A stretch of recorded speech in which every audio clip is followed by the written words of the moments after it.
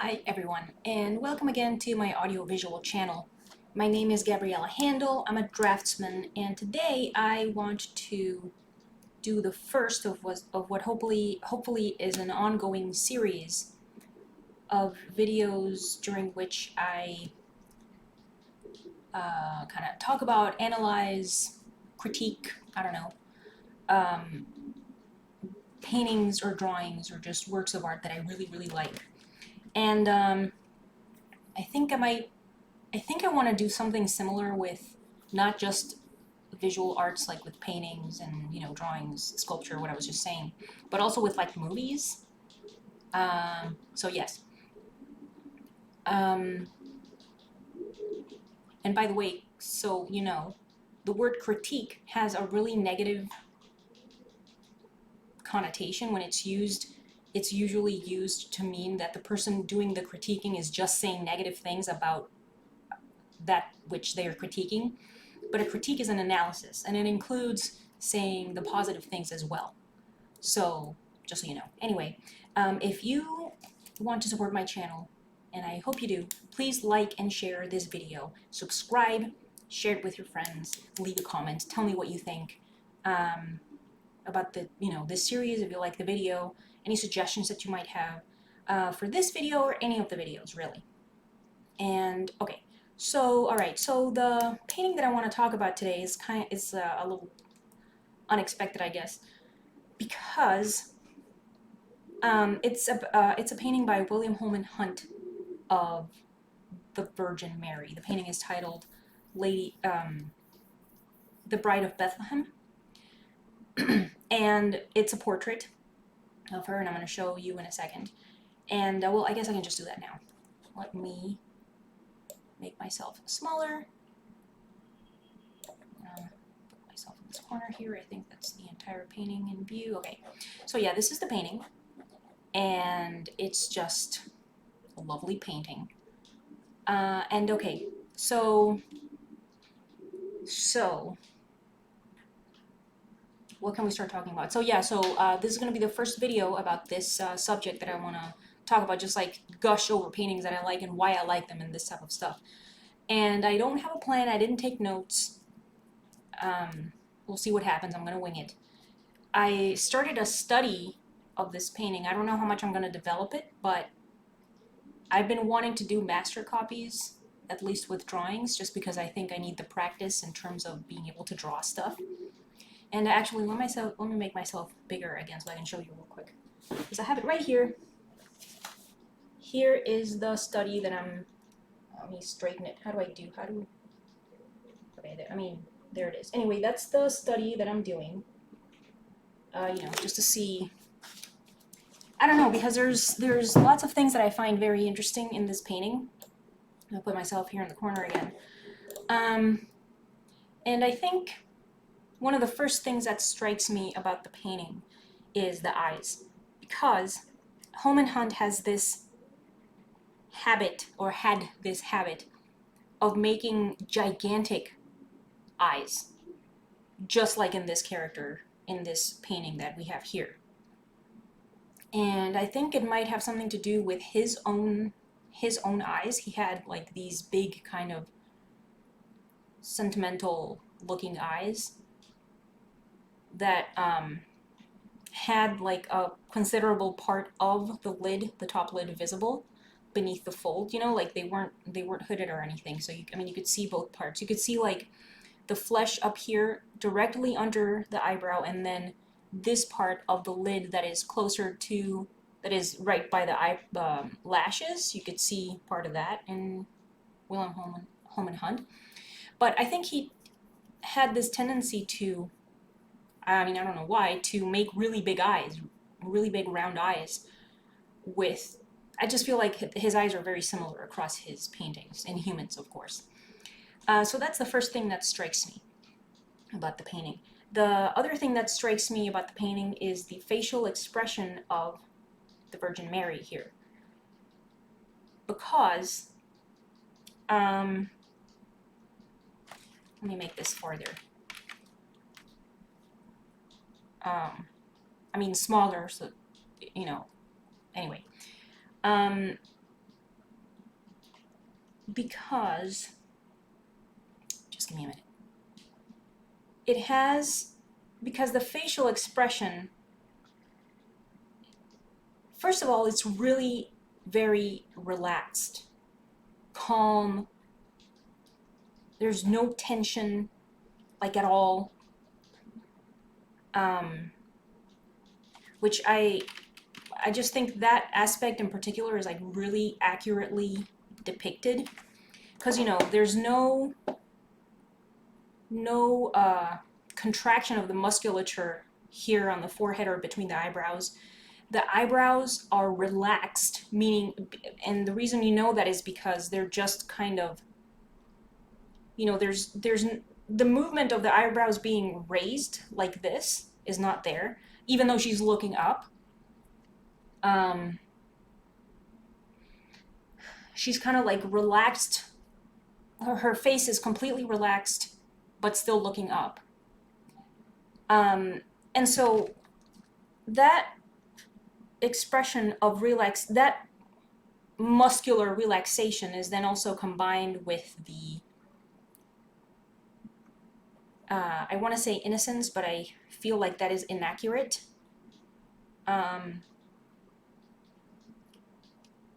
So just give me a minute.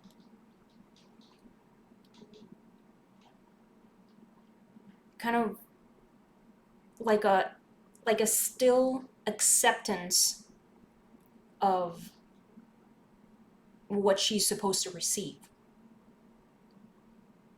And so like the facial expression has this openness to it that is, it's paired with the relaxed musculature, and so then it shows this also relaxed acceptance of what her mission is.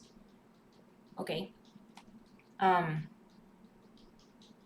Because there's just no contraction of any musculature on her face. Okay, so then that follows to what is the next thing, which is the youth of this individual person that he painted. And he painted her, his same model in at least one other painting that I remember having seen. I haven't seen like every single one of his paintings, but I'm pretty sure he painted the same girl. I think it was his wife, I'm not sure. Anyway, I could be wrong about that. Don't take my word for it. Forget about that. The thing is that the youth of this person, I don't remember how young the Virgin Mary is supposed to be, but I think this person is meant to be like 20 years old, less than 20 years old. And the reason I think so is because again, so the reason I'm like describing this stuff is because he was able to convey that information in the painting. And I just don't think that's easy necessarily, because, for example, when I make drawings of portraits, it's like, what can I, like, I mean, I just don't consider myself to be super good at facial expression, let alone subtle stuff. I tend to do neutral facial expression, frowns because I like frowns. And sometimes like kind of like this knowing coquette smile, sort of, like a femme fatale type thing. Could be, maybe not, like this type of stuff. I wouldn't say, like, that's probably why, or one of the big reasons at least for which I find this painting to be so interesting, because the facial expression, the facial expression is subtle, but at the same time very rich. Okay, so because it's not just about the making the facial expression with your face musculature, there's also the expression with the body, where you're looking at the shoulders, relaxation of the shoulders, and where like what I said just now, where you're looking at the expression with your hands, this type of stuff. But then also the features, and like I was just saying now, her youth are also they're all part of the collection of things that form the facial expression as a whole. And, then the expression of the painting. And so like the youth part, I also think is very well done. And first of all, of course, there's no wrinkling at all, which is one of the first things I think that typically we associate, at least, with youth. And it's not that there's complete lack of that, because that's too close, because of course we have these folds under the in the lower lid, which, you know, people talk about that stuff like the under eyes and whatever, but I think in the case of this image, it's perfectly reasonable. And I mean, it's very common for there to be a fold there just all the time because of the lower lid being a downward facing plane. So it'll fold where it meets the kind of like the flatter part of the lower lid and, you know, making the socket. It's just, I don't know, at least I remember having had mine there for just ever, you know. Anyway, so those are the only things that you could argue, I think, or I think I could argue, are any kind of wrinkles. Anyway, that typically depict age, but otherwise there's none of that. There's of course the rosiness of the cheeks, but I don't think that strictly necessarily means youth. But there's this plumpness on her face, and it's a plumpness that is associated with youth.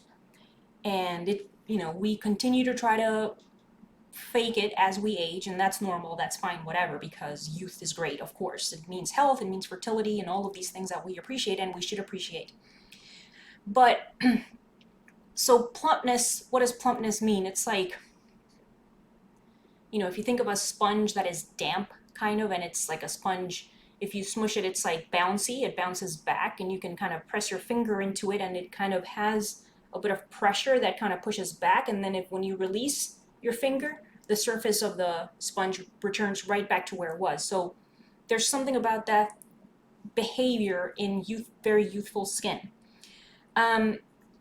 So then when you see somebody that is actually, you know, that's young, very young person, you know, their teens, early 20s, this type of stuff, their skin just looks that way, and just naturally, and it has, and there's nothing in it to do with weight, for example, because, you know, I think it's easy to confuse that with just having like the bouncy fat cheeks or like chubby cheeks. It's not the same thing. It's like a quality of also the surface of the skin where it looks kind of satiny. It doesn't look like greasy skin. It looks a little bit less shiny than that. It's kind of satiny and very soft, smooth looking surface.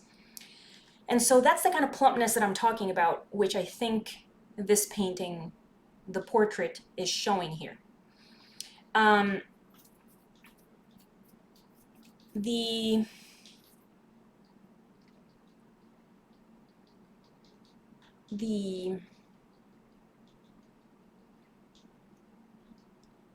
okay, so her body expression, or body language, I guess, is kind of more commonly used. She has like this gesture of putting two of her hands,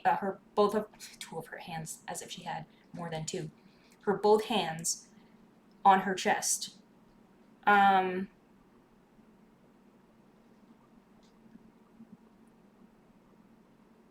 You know, I haven't read that much about the painting, all right, because, you know, as I've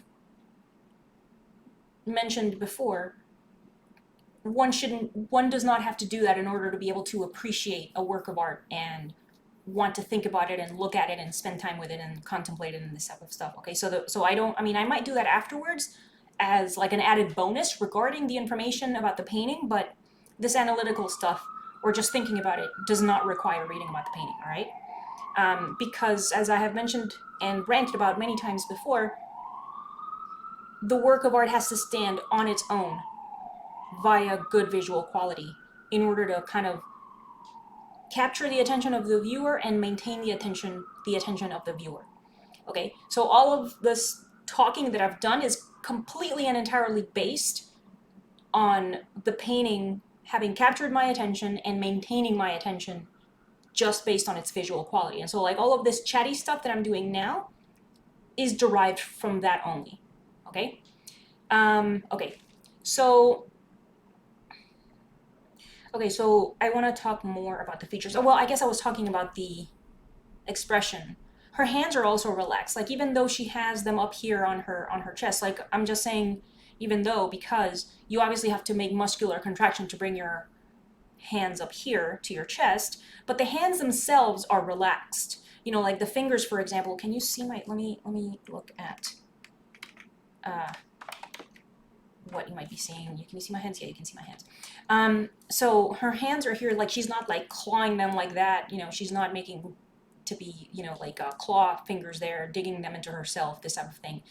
They're not fisted, for example, which could denote stress, fear, something like that. The hands are spread. They're being softly relaxed, placed on her chest. You know, so that is showing us even more relaxation.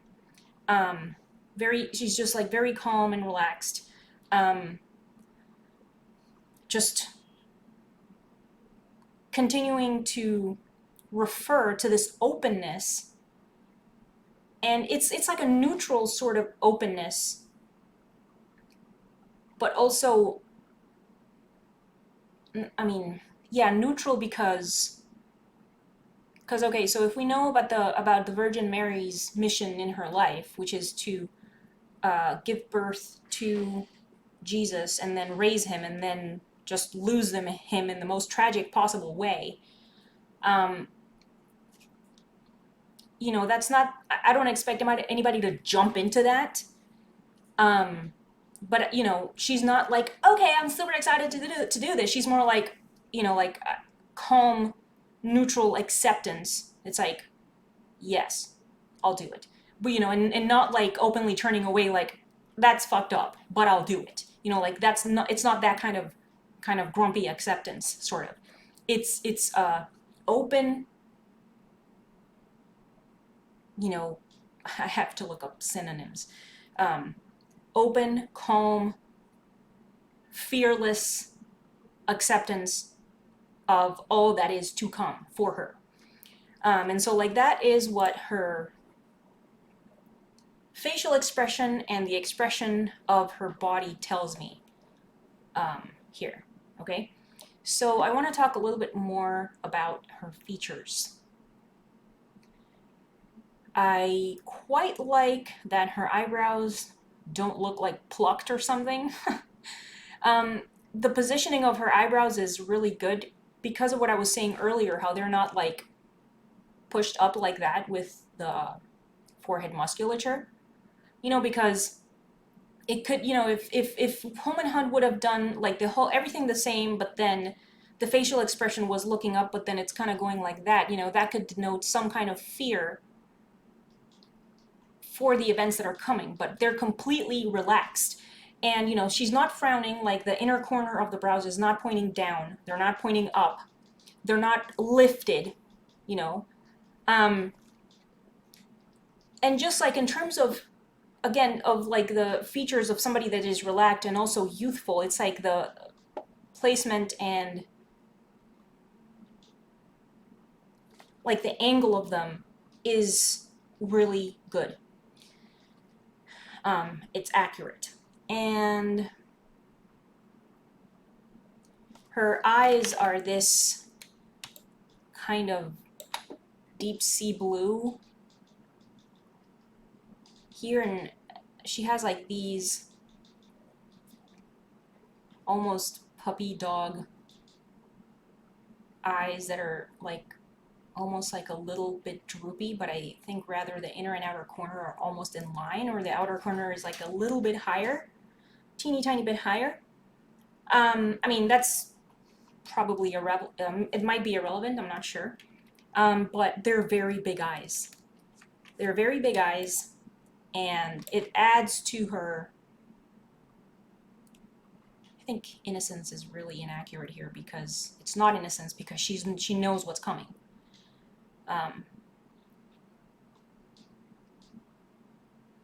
So I guess I'm not entirely sure about that part. All right.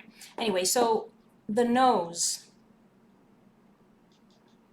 one of the reasons I enjoy the nose is because it's kind of similar to mine. I mean, her nose is longer and straighter and much smoother than mine.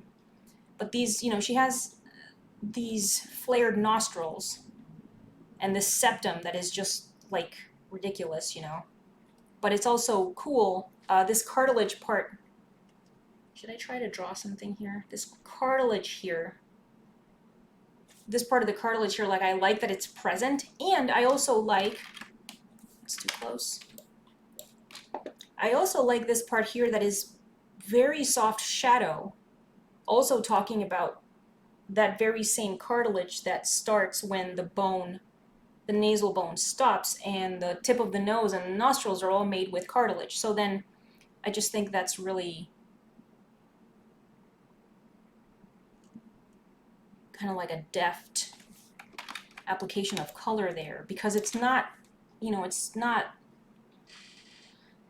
because, you know, like that's one of the things about when you're making shadows and colors on a portrait, or, you know, just on anything, that it's like you're giving information with how marked you make certain things. So it's like this part of the cartilage of the nose is not nearly as dark as this part down here, and it's not nearly as dark as the inside of the nose, and it's not nearly as dark as this part that's behind her neck and her ear. You know, it has to be very, very subtle, like that of the under eyes, because then if you made that stuff darker, it's gonna completely mess up your shit. You know? So yeah. So I think one of the few parts, if not like the only part that I have some kind of an issue with this painting, is her mouth. And the reason is that these corners of the mouth, I think, are too curved upwards. But even, you know, even then, it's like the expression of the mouth, is still like, it's still, whatever it is that I think I disagree with in terms of just choosing to depict them that way, is that it still works. Because, like, again, the mouth looks super plump, and that's another thing about the corners of the mouth working. If you make them, if you make this line of the mouth where upper and lower lip come together, if you make it in the wrong way, it could look like she's smiling, it could look like she's sad, it could look like, it would look awkward, you know. And even though I'm not crazy about these corners of the mouth, it still adds really important information to the facial expression that I enjoy so very much when looking at this painting.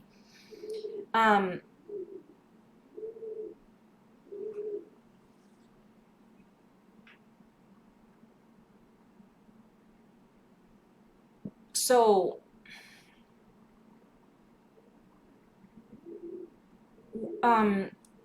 the other thing about the mouth is that it seems obvious to me that, maybe I should draw. Let's see, just give me a minute. Okay.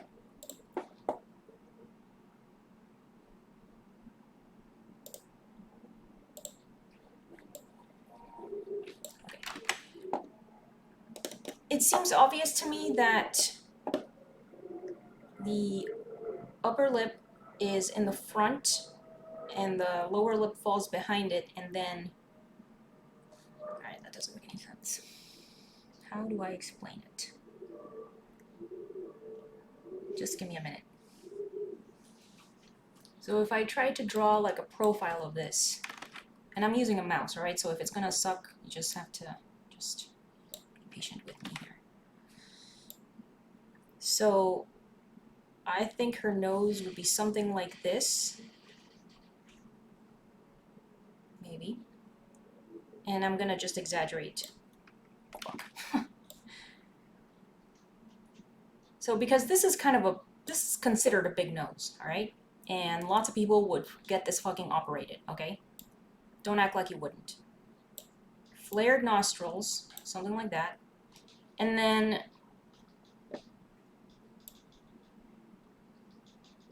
that's the upper lip.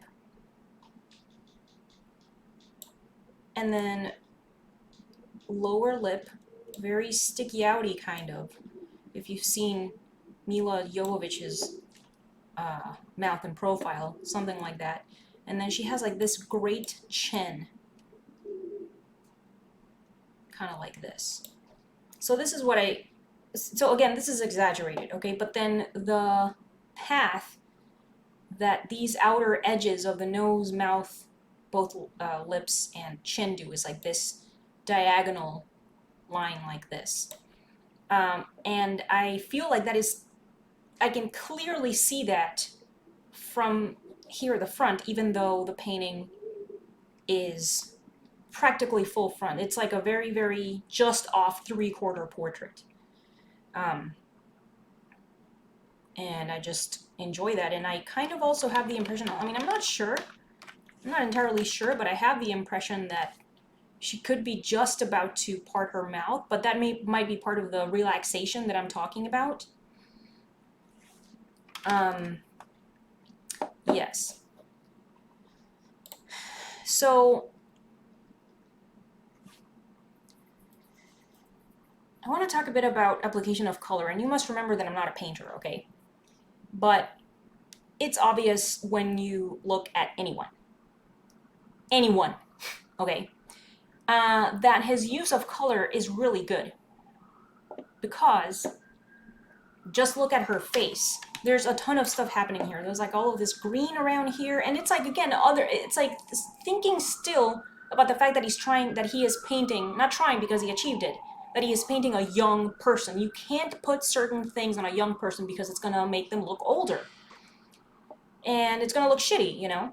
But he still used, like on her face and neck, like on this part, you know, this part here, under the mouth, and around the chin, there's shadow there, but you can't make it, you know, there's shadow there, and remember also that there's all kinds of colors on the skin of the face, because some skin is thinner, some skin has more redness, like the cheeks, typically, you know, typically the nose, around the eyes maybe. Sometimes people have actual visible capillaries on their face. Some people have darker lids. Some people have different colors of, like the upper lip is different from the lower lip in color. Sometimes the vermilion border is different from the color of the, you know, farther inside on the lips, this type of stuff. But then he was still able to make, even with all of those things, he was able to make a consistent looking individual with like this use of kind of like this green-gray around in this area and around the mouth, around here on the sides of the forehead when it's starting to get actual shadows, like, I mean, not actual shadows, like more obvious shadows. The depiction of the lower lids on the eyes, which, as we know, they're downward facing plane. So but you still have to be careful of how you apply shadow there, because if you make it darker, it's like you're giving other information to the viewer. So then it's just subtle enough to be able to show that it's a downward facing plane and still convey the information that there is a different color there under the eyes. And see, like the top lid is more peach type in color, this type of stuff. And then there's like a similar green-gray color here on the neck, similar to this one around the mouth, but I would say a teeny tiny little bit darker. It's very, I mean, you know, true to Holman-Hunt's own, the whole Pre-Raphaelite brotherhood thing, that it's like, you know, let your model, which should always be nature, I mean, who you're studying from, which should always be nature, tell you what you're supposed to do, and just try to do it as accurately as possible. So it's like, and you know, you would think that's obvious enough, but it's sometimes just not easy, because you think something looks like something, and it's not what your eyeballs are seeing. And I know that because I have an issue with that as well, for sure. Where I can see the thing with my eyeballs, but then when I'm trying to draw it, I'm drawing it in a different way, because I'm in some kind of a denial in there, like a tiny denial. And then I have to force myself to draw what I'm seeing, because it keeps looking wrong in my drawing. And I'm like, all right, it's working in the reference, and it's not working in my drawing. So I'm clearly having like this, it's a weird kind of struggle. Okay, so what else? I wanted to also talk, oh, and also, just you wait a minute. Look at these veins on her hand. And also the change of color on the skin of her hand. like the tips of the fingers around the nails and the knuckles, the change of color there, the little veins on the hand, they're a little bit green. That stuff is just, and there's some yellow here, and it's just delicious to see this, because that's another thing. Yeah, I meant to leave that kind of for last, which is edges. Edges of places where things meet. So observe the edges here on the nails. They're not super sharp or crisp. It's like, look at this one, is like super blurry compared to what? You know, like this edge here of this, what even is that called? Like this jewelry part here. This is a very crisp edge compared to the edge here of this fingernail. Okay, and that's kind of how it looks like in real life, in the sense that the edge that you're going to draw, for example, if you're talking about drawing an eyeball versus drawing a nail, if you're drawing the edge of the iris against the white of the eye, that has to be dark, and it has to be crisp and sharp. Okay, and even though you can, of course, argue that there is a line that makes your nails, those lines do not have the same weight as the edge of the iris against the white of the eye. So then when you're drawing or painting something, you have to consider that as well. I mean, because it's a lot of calibrating a lot of knobs, right? So yeah, that's really, these are some very well depicted fingernails. I just feel like, you know, fingernails, teeth also people seem to have some kind of an issue with, because again, they keep making the lines between the teeth really dark, and it looks terrible. That's not what it looks like in real life. I mean, it's not that there's a line there, because there's of course a separation between each tooth and the next, but you have to be careful how you mark your lines between that, because then your whatever you're drawing is going to look super shitty and terrible and scary. So yeah, that's the other thing, the edges. That's one of those things that you modulate when you're making your work. The edges on the eyebrows are super soft compared to like the line of the upper lid here. Like I was saying just now, the line of the iris next to the sclera, the white of the eyes. The vermilion border, it is very, very common here on the mouth. The vermilion border, which is basically where the skin of the lip meets the skin of the face. It is very common, and I mean, I do this all the time because it just, you know, when you're making your sketch, sometimes I think it looks cool, whatever. We make that super marked. Let me get the pencil again. You know, one tends to make this super marked, really crisp, and that is not what it looks like in real life. And again, because it's like, look at this. Very different, very different. You know, there is a line there, but it's a very soft line. And so when you're making your work, you have to keep that in mind. And so like this control or awareness of what lines to leave crisp and sharp, like again, the jewelry here that she has hanging off of her hair. I have no idea what kind of garment this is. But see, this line is this edge of this piece of jewelry here is a very different line a very different edge than from the one here on the lips. And, you know, here on the nose as well, like it's a very common, you know, arguably amateur mistake. Then when you're making your nose, the amateur person will make this side of the nose super dark.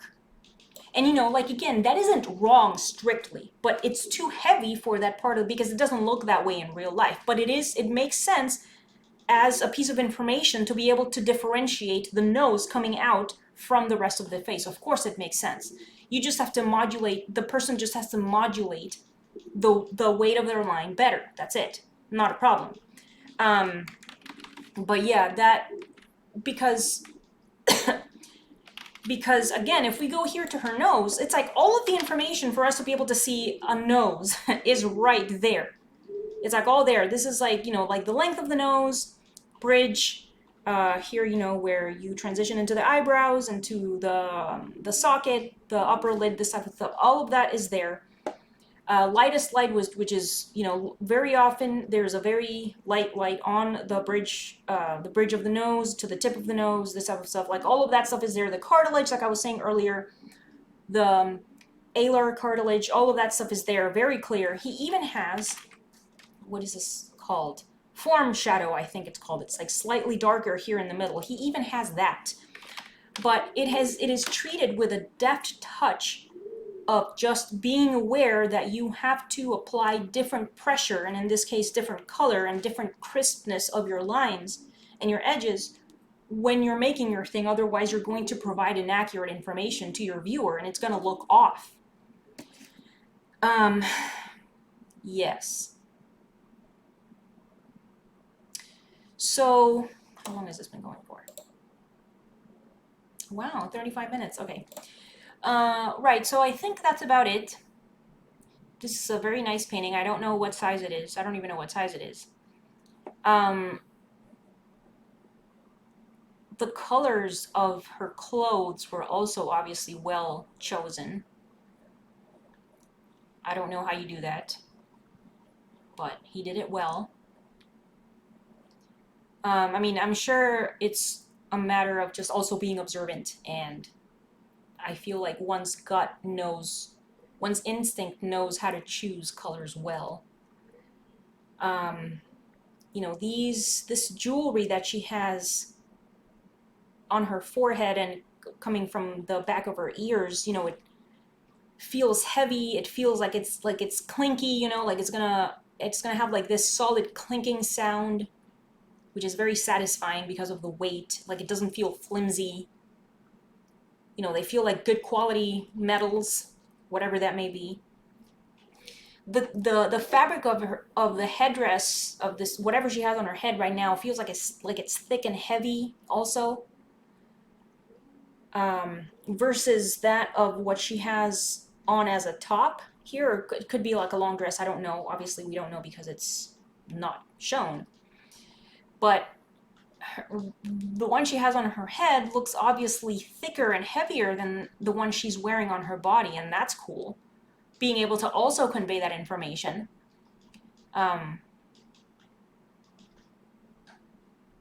And yes, I think I'm going to leave it at that. Tell me what you think about any of the comments. And also tell me what you think about this painting,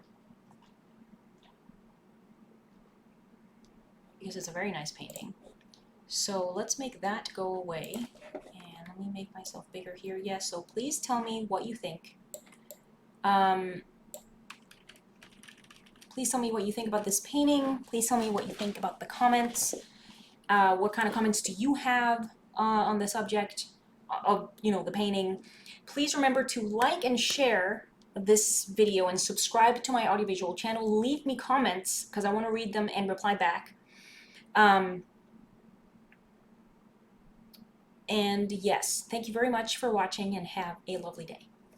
Also, check all of the links in the video description if you want to further support my channel. Thank you very much.